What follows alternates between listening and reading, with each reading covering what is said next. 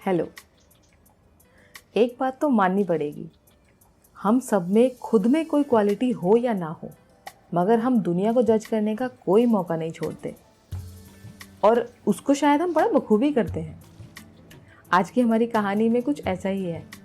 एक जजमेंटल पति किस तरीके से अपने एक रिलेटिव को जज करता है और फिर उस पर शर्मिंदा भी होता है। चलिए सुनते हैं आज की हमारी कहानी में।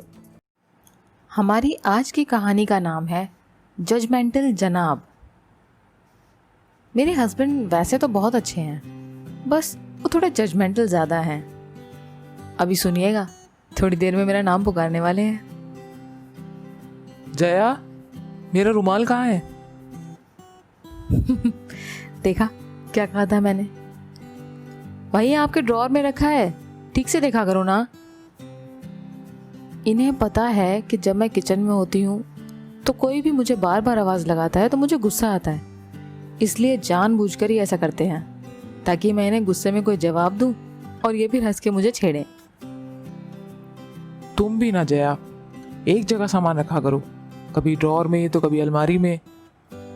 लगता है तुम अब चीजें भूलने लगी हो, उम्र हो गई है तुम्हारी अब।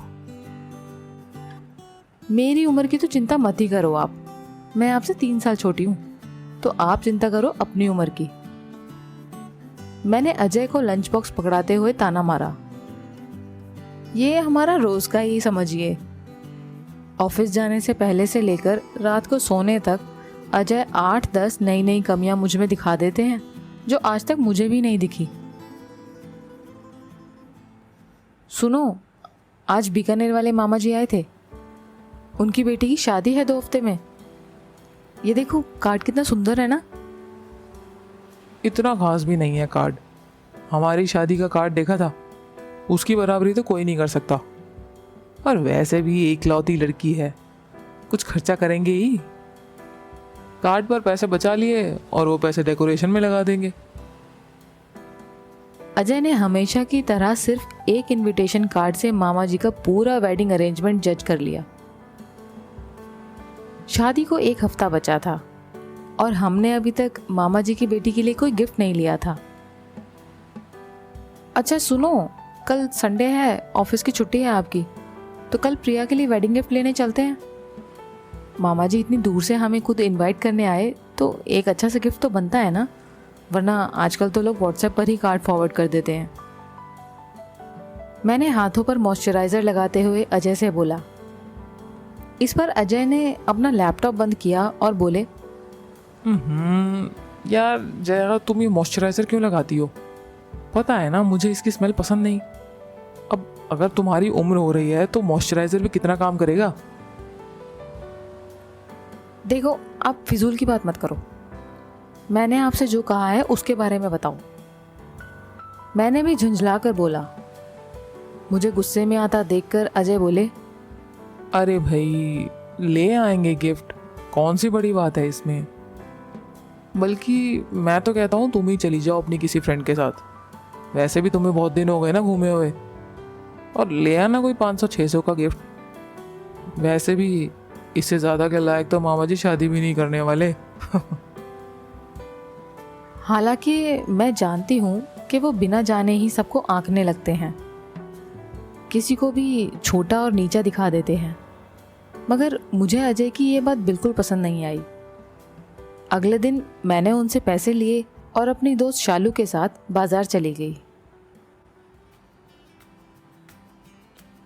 अजय ने शादी में जाने के लिए 2 दिन पहले का रिजर्वेशन करवाया।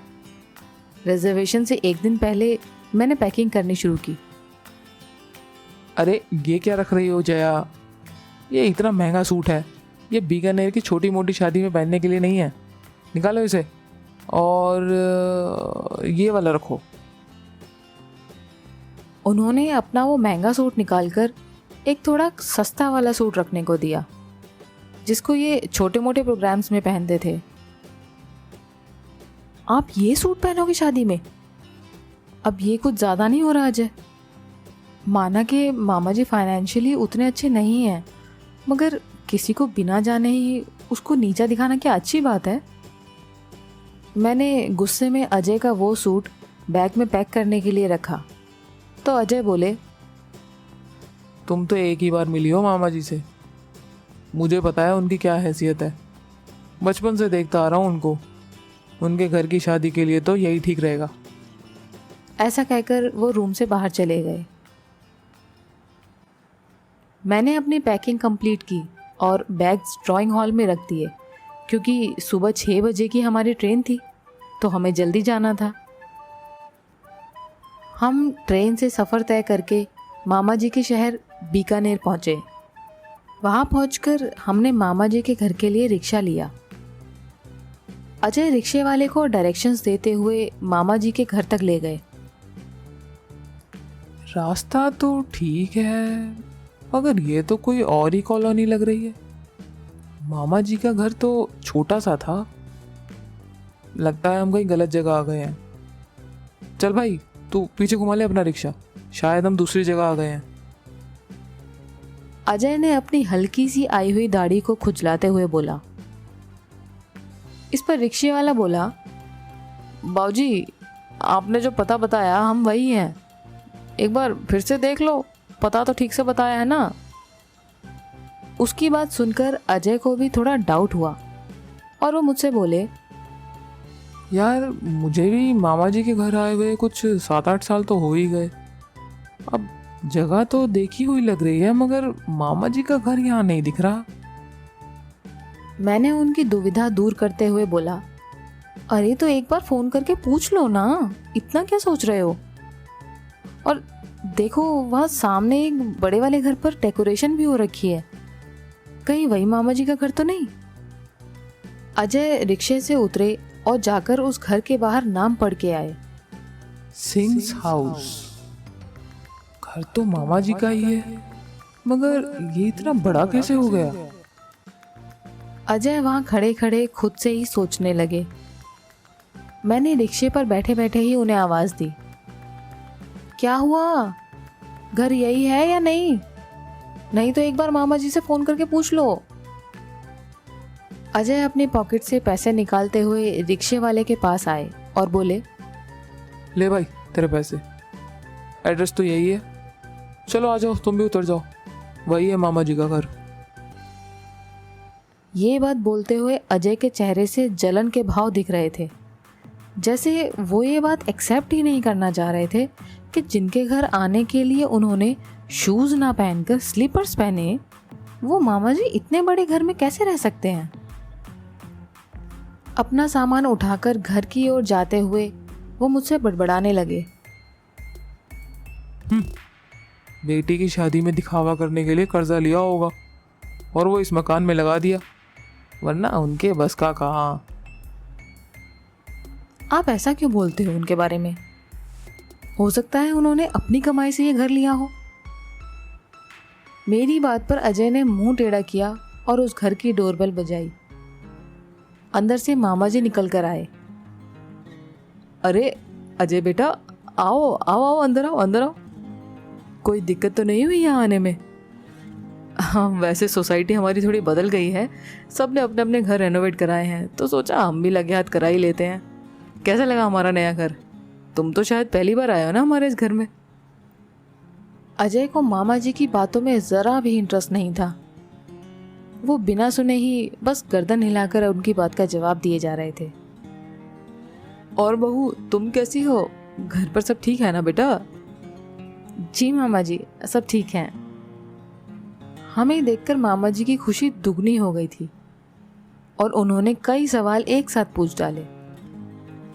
घर के अंदर सभी लोग खुशी से सराबोर थे और उनके बीच थी हमारी प्यारी दुल्हन प्रिया। हमें देखकर प्रिया खुशी से चिल्ला पड़ी, हाय भैया, हाय भाभी, आई एम सो ग्लैड आप लोग आ गए। आते कैसे नहीं, मेरी ननद की जो शादी है। मैंने उसकी बलाई लेते हुए कहा। मामा जी ने हमें एक रूम दिखाया और वहाँ थोड़ा आराम करने को कहा। रूम में जाकर अजय कुछ सोचने लगे और मुझसे बोले, मामा जी का ये स्टेटस कैसे? तुमने घर की डेकोरेशन देखी? कमाल है यार। और वो झूमर देखा तुमने जो हॉल में लगा हुआ था? 50-60 हज़ार का तो होगा ही, पर एक मामूली सा क्लर्क इतना सब कुछ कैसे ले सकता है? मुझे तो डाउट हो रहा है। कर्जा वर्जा लिया होगा इन्होंने, पक्की बात है। मुझे ना आपकी ये बात बिल्कुल पसंद नहीं। आप बिना किसी को जाने उसके बारे में अपनी राय बना लेते हो। यहाँ आने से पहले आपने कितना कुछ बोला था उनके बारे में।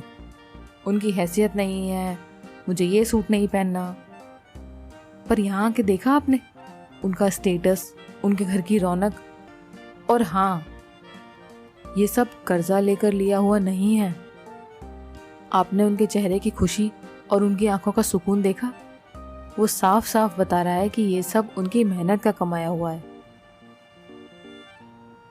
पहली बार अजय मेरी बात ध्यान से सुन रहे थे।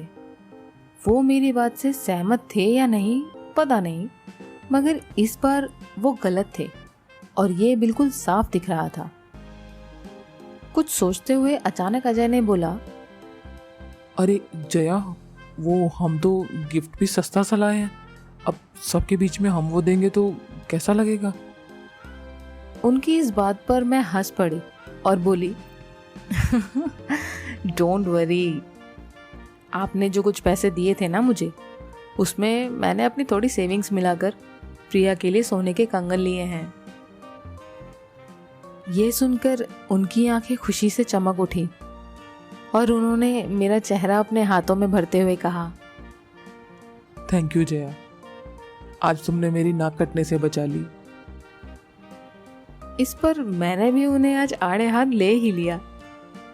हाँ भाई, अब आप हो गए हो बूढ़े तो मुझे ही सब संभालना होगा ना।